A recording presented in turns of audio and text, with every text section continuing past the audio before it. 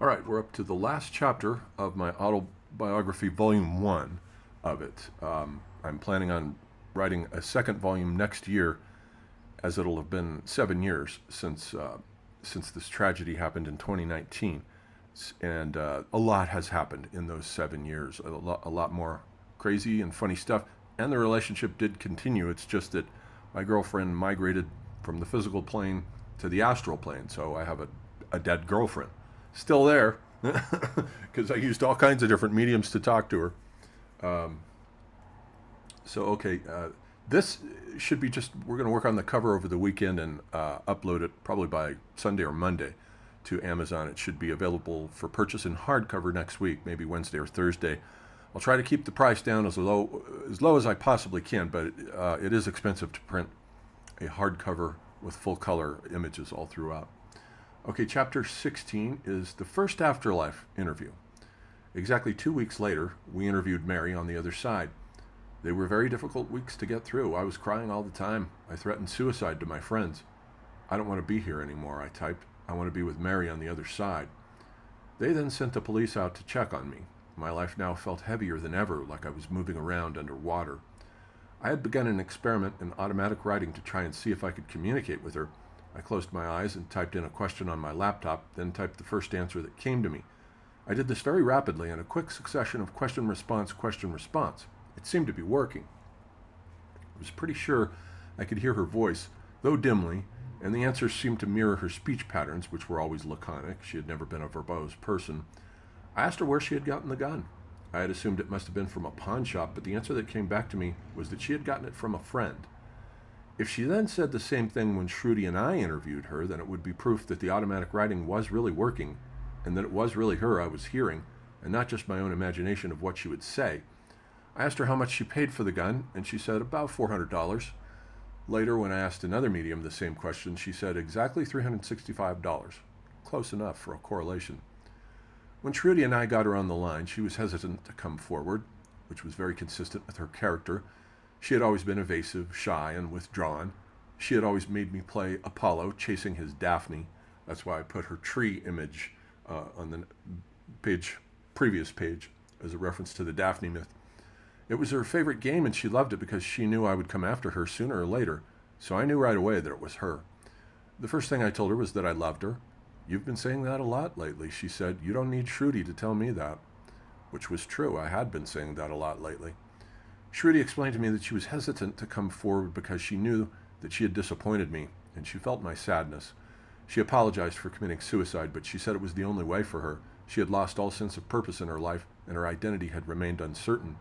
She had felt trapped inside of a dark room with no light in it whatsoever. And she was also despondent about our relationship, which she didn't think could ever be revived again. According to a different medium, though, it would have flourished a few years later. I asked her where she got the gun. "From a friend," she said. "Which friend?" "Somebody whose name begins with the letter J," Shruti said. In a second interview with a different medium, she described what this individual looked like. He was wearing a long navy blue puffer jacket, open with a t-shirt and jeans. She described him as a very creepy individual. That proved that the automatic writing was working then. She was talking back to me.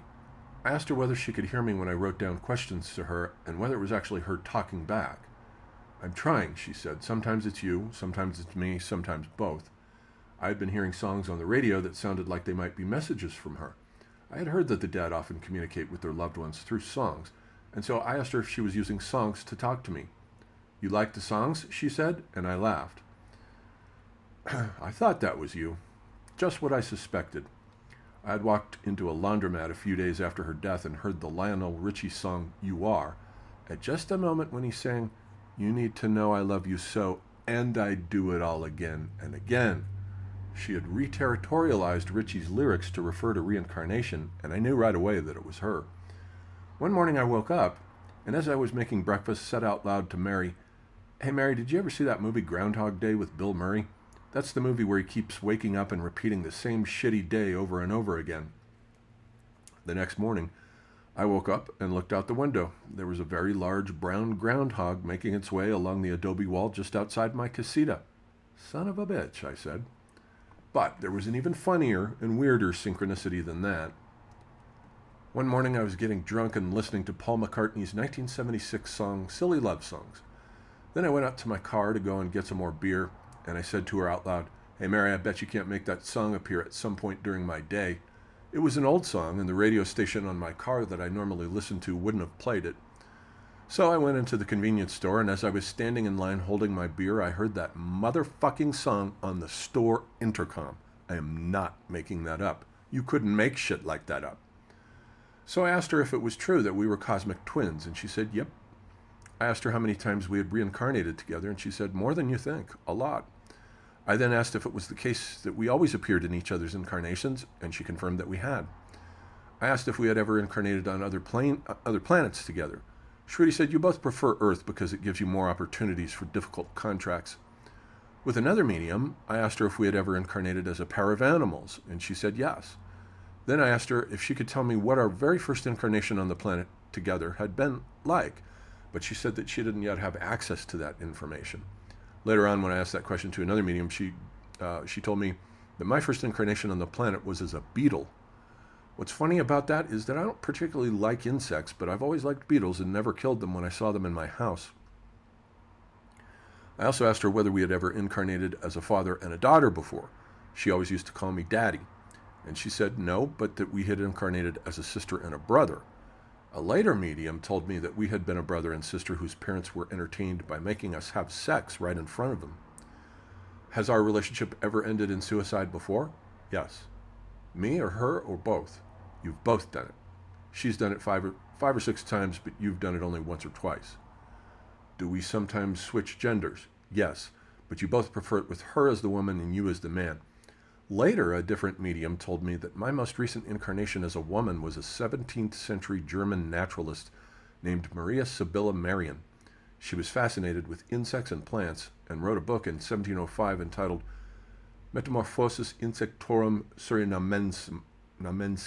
It's a book about insects from Suriname, in other words, which I'm sure Goethe must have read. When I looked her up on Wikipedia and saw her portrait, I got a shock of recognition. Her face looked familiar to me, and it actually resembles me when I was in my teens. If you look at those two faces, they are very similar. Same nose, same chin. Mine's a little more pointed, but same round, sort of egg-shaped face, and so forth. Are you going to reincarnate soon, or will you wait for me to get there first so we can strategize? She's saying timeline, meaning that yes, she is going to wait for you. We'll do it again, she says. It's so peaceful and beautiful over here, John, she then said. She also said she couldn't wait for me to get over there and be with her, something which I am very, very much looking forward to. Knowing us, we're probably going to go on all sorts of bizarre adventures in the astral plane. I've already transformed her into an American equivalent to Alice in my Motorcycle Girl trilogy. I'm presently working on the third one, There Is No Place That Does Not See You, in which she travels through the astral plane and goes through wormholes, learning about the incarnations of various historical figures such as Akhenaten, the Aztecs, St. John Chrysostom, etc., etc. I asked her if she had anything to say to her mother. Tell her it wasn't her fault, she said, and it wasn't your fault either. I feel guilty about it, though. I feel like if I just hadn't said this shitty thing or that shitty thing, it might have made a difference. No, she said, the worst thing you ever said to me was, I love you. What do you mean? Because it made her feel hatred for herself because she didn't believe she was worth loving. Was her suicide contracted, or was it a free will decision? It was a free will decision. It wasn't contracted. Which was consistent with what another medium told me, namely that by the age of 35 she would have leveled off and been more mature and certain of who she was.